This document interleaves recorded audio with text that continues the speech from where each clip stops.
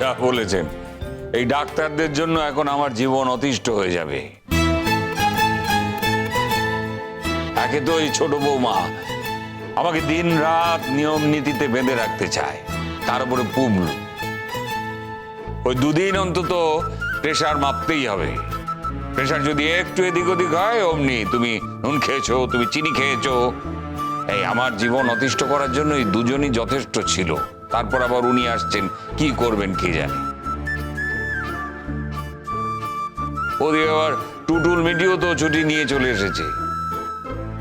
আজ আমি ভাস্কর আর ভাস্করের স্ত্রীকে ডেকেছিলাম, বলেছিলাম আসতে। ওরা বলেছিল আসবে, কিন্তু কেন এলো না আমি জানি না। কার কথা হচ্ছে? এই তো পুবলু এসেছে। যাক বাবা, আজ হলুদ কোটার দিনও থাকবে না ভাবতেই পাচ্ছিলাম না। বস বস, এই দেখ তোরই তো হলুদ কোটা হচ্ছে। আমি এসব কি বুঝবো মাম্মাম, তুমি যা ভালো বোঝো তাই করো না এসব। যাই হোক, কি কথা হচ্ছিল? কার আসার কথা, কে এলো না? তোমার দাদু আর দিদি ভাই দুটো বাড়ি পরেই তো থাকে, বলে এলাম। তুমি যাও না বলে ওরা খুব রাগ দুঃখ করছিল। আজকে হয়তো আসতো, বাড়িতে গেস্ট এসছে তো, তাই আসতে পারেনি, ব্যস্ত।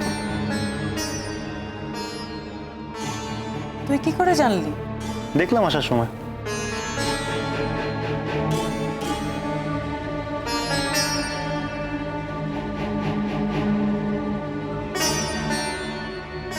বুবলু, হ্যাঁ জেঠিমণি। কে এসেছে রে? কাকে দেখেছিস?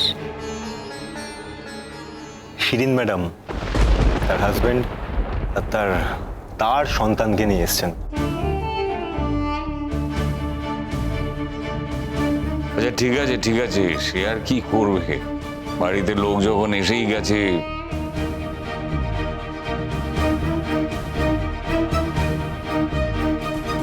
আমার ধারণা খোঁজ খবর নিতে এসেছিলেন, আমাকেও তো ফোন করেছিলেন, আমি তো এন্টারটেন করিনি, তাই। আচ্ছা, এসব কথা তো পরে বললেও হয়। কেন? পরে বলার কি আছে? মানে সবাই তো সবটা জানে, জিজ্ঞেস করে দেখো না। কি না জানে বলো তো ওনার কীর্তিকলাপের কথা? এই ভদ্রমহিলা কি কি করেছেন সবাই সবটা জানে। এই বাড়ি থেকে তো দুটো বাড়ি পড়েই ওনার বাপের বাড়ি। ওখান থেকেই তো বিয়ে করে অন্য বাড়িতে গিয়েছিলেন, আর আমার দায়ভার তোমাদের ঘাড়ের উপর চাপিয়ে দিয়ে চলে গেছে। না না, এই কথাটা ঠিক নয়। তোমার দায় ও চাপায়নি, আমরাই নিয়ে এসেছি তোমাকে। দেখ পুবলু, তখন তো আমাদের বাড়ির অবস্থাটা খুবই খারাপ। মানে তোর বাবা চলে যাওয়ার পর তুই তখন আমাদের চোখের মণি। তোকে ছেড়ে আমরা কেউ থাকতেও পারছিলাম না রে। সত্যি কথাটা বলো না কেয়াফুল, আমিও তো সত্যি কথাগুলো জানতে চাই। জানো তো কেয়াফুল, ভালোবাসার কথা না কুকুর বিড়ালও বোঝে। আমি তো মানুষ, আমাকে যদি উনি সত্যিই ভালোবেসে ওনার কাছে রাখতে চাইতেন, একদিনের জন্য আমি যেতাম না? এটা হয় কখনো? উনি কোনোদিনই আমাকে ভালোবাসেননি কেয়াফুল, উনি কোনোদিনই আমাকে ওনার কাছে রাখতে চাননি, এটাই সত্যি। অথচ যে আমাকে ভালোবেসে তার কাছে রাখতে চেয়েছিল, তার কাছ থেকে উনি আমাকে কেড়ে নিয়েছিলেন। তুই কি বলছিস সেসব পুবলু? আমি সবটা জানি মাম্মাম, প্লিজ আমার কাছ থেকে কিছু গোপন করার চেষ্টা করো না। সেই তো ছেলে বড় হয়েছে, এখন তো সব জানবেই। যাক বাবা, তুমি আর এসব নিয়ে দুঃখ করো না। তোমাকে তো বাড়ির সবাই মিলে মানুষ করে দিয়েছে, আর এত সুন্দর তোমার বউ হচ্ছে। এটা কোনো সান্ত্বনার কথা নয়। আমি জানি আমার বাড়ির লোক আমাকে খুবই ভালোবেসেছে, যত্ন করেছে, বড় করেছে, কিন্তু তাও একটা ছেলের কাছে একটা মায়ের জায়গা, সে জায়গা কোনোদিন কেউ নিতে পারে না। সেই অভাববোধ থেকেই যায়। এর থেকে অনেক ভালো হতো জানো তো, যদি আমি জানতাম যে শিরিন ম্যাডাম ইহলোক ত্যাগ করেছেন, তাহলেও নিজের মনকে বোঝাতে পারতাম। কি বলছো এসব কথা পুবলু? এরকম কথা বলতে নেই। কি হচ্ছে কি পুবলু? তুমি তোমার মায়ের মৃত্যু কামনা করছো? ছি ছি ছি ছি ছি, ওটা তোমার বলা উচিত তোমার মা আছে এখানে। ওই রকম ভদ্রমহিলা থাকার চেয়ে না থাকা অনেক ভালো। একটা দিনের জন্য তো আমার কোনো স্বস্তি দেননি। কি পরিচয় ওনার? অন্য কারো স্ত্রী, অন্য কারো সন্তানের মা। নিজের সন্তানকে কোনোদিন ভালোবেসে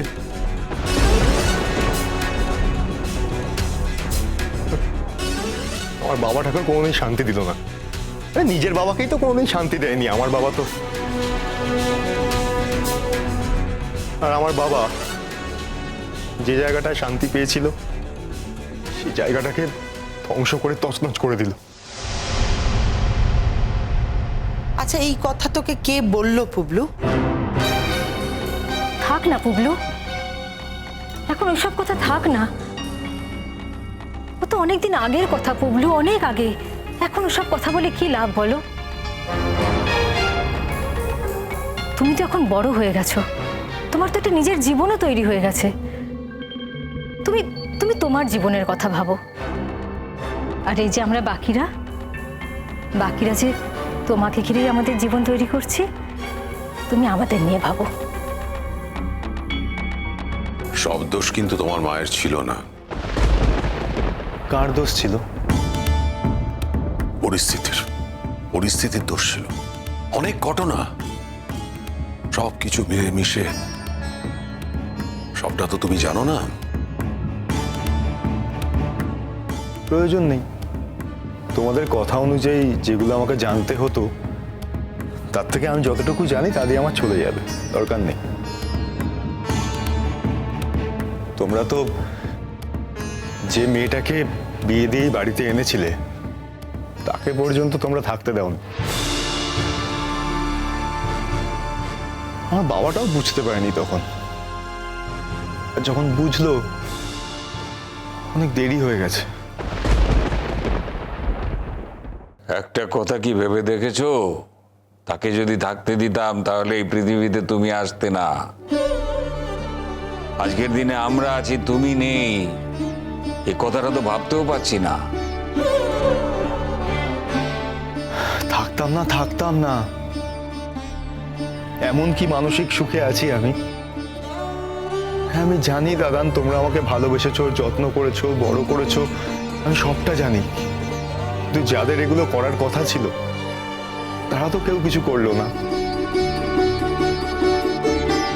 আমি যখন আমার বাকি বন্ধু বান্ধবদের মা বাবাকে দেখি, তাদের গল্প শুনি না, তখন আমার মনে হয় যে আমার জীবনটা কেমন মিনিংলেস লাগে, কোনো অর্থ খুঁজে পাই না আমি। আর এই যে এত বিয়ে নিয়ে তামঝাম হচ্ছে, এই অয়ন্তিকা, ও হয়তো জানে, অনেকটাই জানে, কিন্তু সবটা তো জানে না। ও যেদিন সত্যি সবকিছু জানতে পারবে, হয়তো আমাকে দয়া করবে।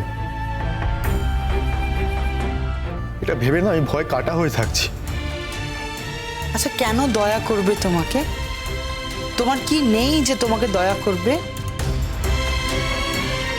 তোমার মা বাবার পরিচয় কি তোমার একমাত্র পরিচয়? তোমার কি নিজের পরিচয় নেই? আমাদের এই এতগুলো লোকের পরিচয় তোমার পরিচয় হয় না? হ্যাঁ, ও দাদু ভাই, আমাকে একটু উত্তর দাও তো। এই সমস্ত কিছু তুমি বুঝেছো, যা বুঝেছো ঠিক বুঝেছো, তোমার এই বোঝার বাইরে আর কিছু কি হয় না? এই কথাগুলো আমি সত্যি বলতাম না। আসার সময় দেখলাম একটা বড় গাড়ি করে শিরিন ম্যাডাম, তার হাজবেন্ড, তার সন্তান, তারা সব নামছে। শিরিন ম্যাডাম আবার আমাকে দেখে আমার সঙ্গে কথা বলতে আসছিলেন, সেই সময় তার হাজবেন্ডটাকে ধমক দিয়ে ঘরের ভেতর, আর উনি সুসুর করে চলে গেলেন। কি করবে? ও ওকে তো ওখানেই থাকতে হবে, ওখানেই মানিয়ে গুছিয়ে চলতে হবে।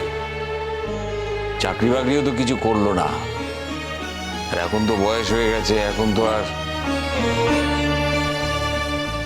দেখো বুবলু, তুমিও তোর ছেলে, তুমি তো ওকে দেখোনি, মা বলে কোনোদিন ভালো করে ডাকলেই না, না সন্তানের আদর, সন্তানের ভালোবাসা কিছুই দিলে না। ও কিন্তু অনেকবার তোমার সঙ্গে দেখা করতে চেয়েছিল, তুমি দেখা করোনি। সেটা কিন্তু একটা বড় কষ্ট ওর জীবনে। আমার সঙ্গে কিন্তু ওর মাঝে মধ্যে কথা হয়। কে বলেছিল এই কষ্টটা পেতে শিরিন ম্যাডামকে? এই কষ্টটা উনি নিজে ইনভাইট করেছেন।